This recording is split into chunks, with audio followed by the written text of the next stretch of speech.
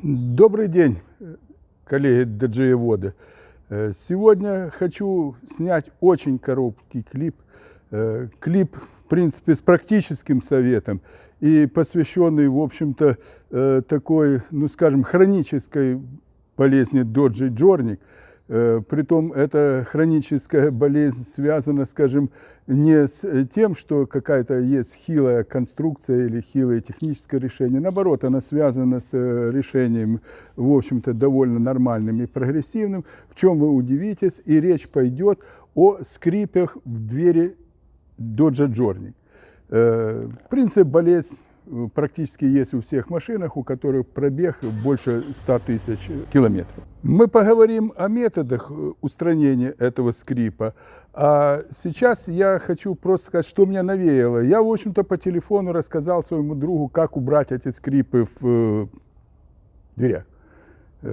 Позвонил через неделю, сказал, все, они убираются, мы вот пробовали, скрипит страшно, жутко.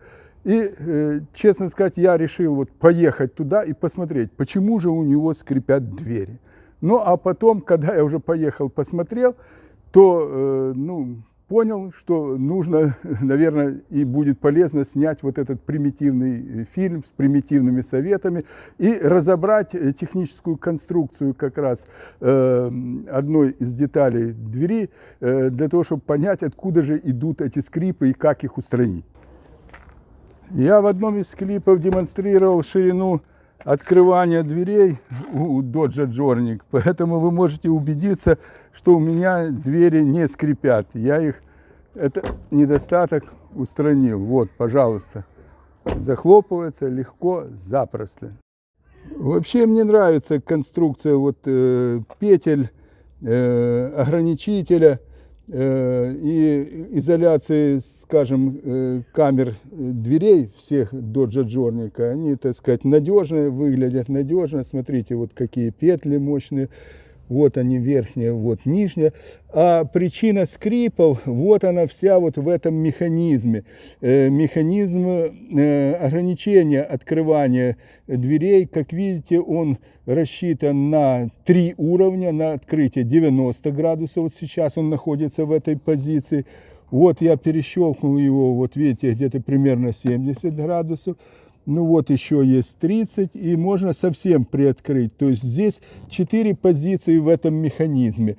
Притом вот покажу, смотрите, мне в принципе механизм нравится. Обратите внимание, что от конструкций многих малолитражей отличается тем, что в общем-то вот здесь показываю сама трещотка, она не входит в камеру двери. Здесь нет отверстия. В общем-то, это лишнее отверстие, наверное, оно и не нужно. Смотрите, какая мощная пружина. Вот эта пружина и вот эта вот трещотка, они и являются причиной скрипов при достаточном износе. Но, в общем-то, они надежны. Видите, когда нормально смазано все, должен обязательно вот так вот кататься этот ролик. Он не должен заклинивать, и металл по нему не должен, так сказать, проскальзывать. И тогда у вас все будет в порядке. Притом нужно следить за состоянием тоже вот этой петли, и все у вас будет хоккей. Вот там еще внизу, если вы заметите, есть еще, так сказать, опоры вот пружины, я их сейчас вижу, они, если уже чересчур большая выработка у вас идет, за 200 тысяч пробег, то вот здесь может быть даже отрицательная выработка в другую сторону, так сказать, и вместо выпуклости может быть вогнутость, и это может быть причиной деформации этой пружины и дополнительных скрипов. Значит, что нужно делать, чтобы не скрипело? А сейчас мы едем к моему другу Сергею, чтобы посмотреть, что же там у него такое скрипит и почему этот скрип не прекратился. Вот он стоит, доджик Сергея. Сейчас во всем попробуем разобраться. Показывай, как репят. Звук приятный.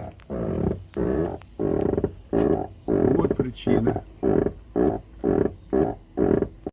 В механизм ограничения угла открытия дверей натолкали консистентной смазки, даже не буду спрашивать какой, при этом естественно, что оси остались механизма не смазанными, и естественно, что ролик не вращается у нас.